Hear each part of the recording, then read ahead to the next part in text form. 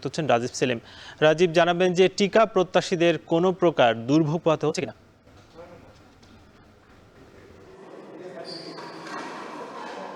হ্যাঁ সাকিব, টিকা প্রত্যাশীদের দুর্ভোগ পোহাতে হচ্ছে। এর কারণ হচ্ছে যে সরকারি হাসপাতালগুলোতে পর্যাপ্ত পরিমাণ টিকা নেই। সরকারিভাবে যে সরবরাহ ছিল সেই সরবরাহ আজকে দিন চলবে।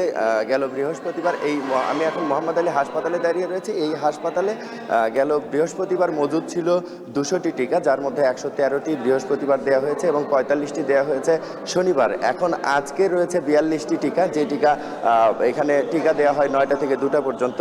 আর আজকে যে 42টি টিকা রয়েছে এই টিকা খুব দ্রুত শেষ হয়ে যাবে এবং আজকে যারা টিকা নিতে আসবেন তারাই টিকা পাবেন না।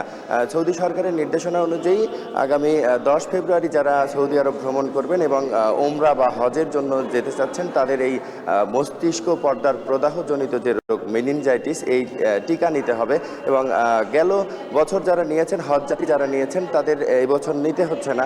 এর কারণ মেনিনজাইটিসের টিকা 2 ধরনের রয়েছে, যে 5 বছর এবং 3 বছর মেয়াদি। গেল বছর যারা নিয়েছেন তাদের নিতে হচ্ছে না। তবে হাসপাতালগুলোতে প্রতিদিনই ভিড় বাড়ছে এবং প্রবাসী যারা রয়েছেন তারাও আসছেন হাসপাতালে টিকা নিতে। কিন্তু হাসপাতালে এসে যখন তারা শুনতে পাচ্ছেন যে আসলে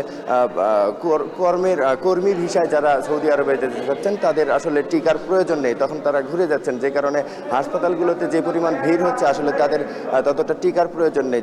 যারা ভ্রমণ এবং ওমরার জন্য যেতে চাচ্ছেন তারাই আসলে টিকা প্রয়োজন এবং তারা টিকা পাচ্ছেন। তবে আজকে টিকা শেষ হয়ে যাওয়ার পর আর প্রত্যাশীরা সরবরাহ না হওয়া পর্যন্ত তারা টিকা পাবেন না। এই ছিল আমার কাছে বগুড়ার মোহাম্মদ আলী হাসপাতাল থেকে টিকার সব শেষ খবর।